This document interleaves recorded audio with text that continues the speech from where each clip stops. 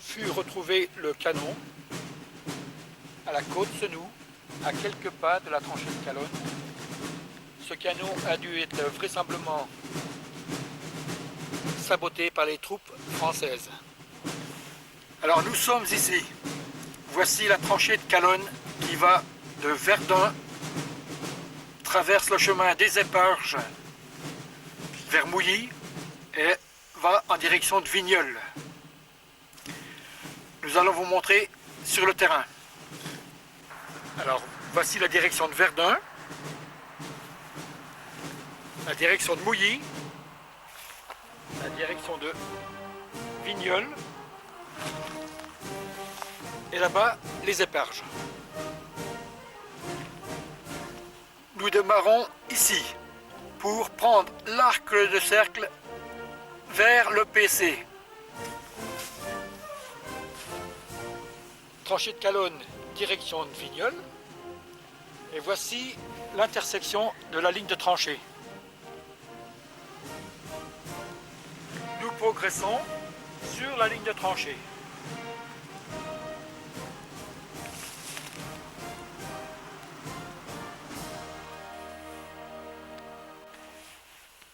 Toujours sur la ligne de tranchée. À ce point, on voit très bien que la ligne est courbe et revient sur le chemin des Éparges. La ligne de tranchée est vers le sud, le front.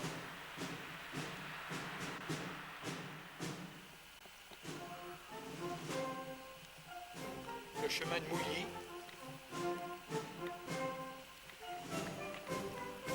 Tranchée de Calonne vers Verdun.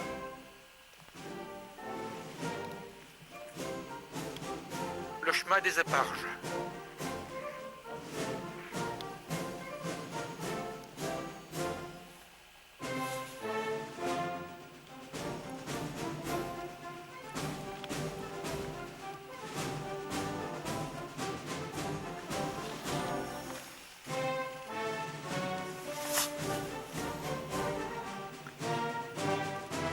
Et voilà la direction des Éparges.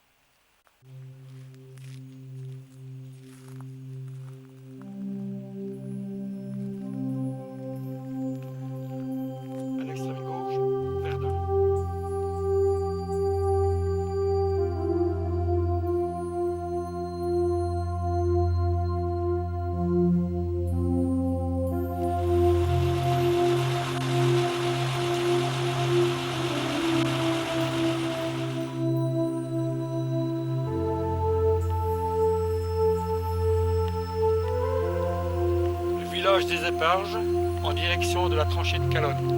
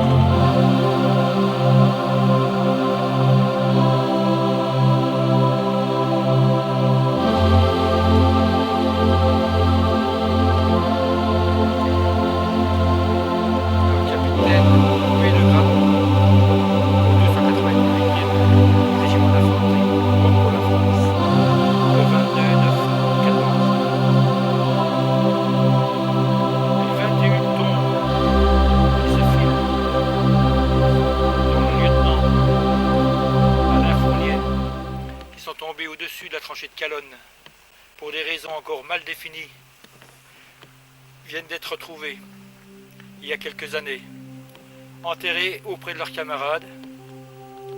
Ils reposent à Saint-Rémy-la-Calonne.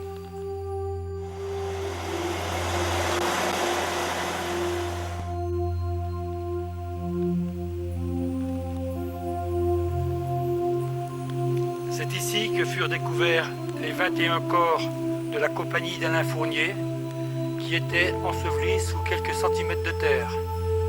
Quelques chaussures émergeaient des feuilles.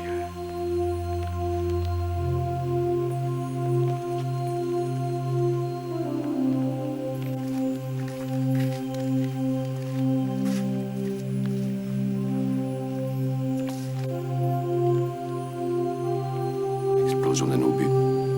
Ici, dans le secteur de Verdun, où le front s'immobilisa pendant 4 ans, dans ce sol blessé, éventré, des milliers de cadavres sont encore enfouis. Chaque année, on découvre sur le champ de bataille de la Meuse une quinzaine de disparus. De temps en temps, un brave remonte à la surface pour aller rejoindre ses compagnons dans un cimetière militaire. Mais pour un de ces retardataires, combien de soldats perdus, pris dans la boue de la guerre, qui les a bu avec leur sang?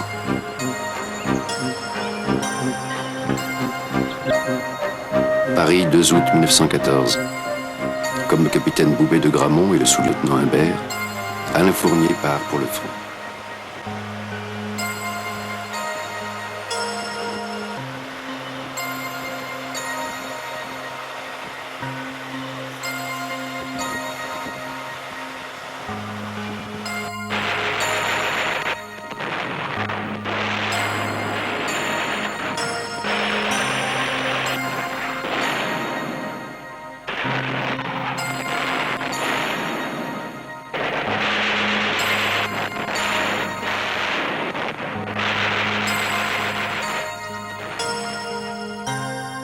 La Grande Guerre, la Grande Boucherie, 10 millions de morts. Dès les premiers mois de 1914, les Français étaient déjà tombés par centaines de milliers, effarés sans doute que la guerre fraîche et joyeuse fût si cruelle et meurtrière. La mort les moissonnait si largement qu'ils en avaient perdu l'espoir d'une fulgurante victoire. En août, Péguy, l'enthousiaste, avait été tué. Un mois plus tard, les combats avaient fait 300 000 morts dans les deux camps. Les soldats n'écoutaient plus les jolis discours des poètes, les élans martiaux des embusqués et les va-t-en-guerre de l'arrière. À présent, les mensonges de la propagande, l'ordre terrible de Joffre aux armées qui exhortait les soldats à se faire tuer sur place plutôt que reculer, tout cela les effrayait autant que la peur de l'ennemi.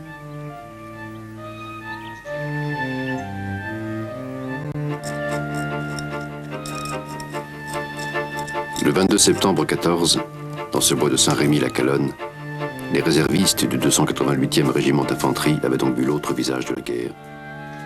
Ils savaient qu'il était atroce. Ici, ce jour-là, 21 d'entre eux.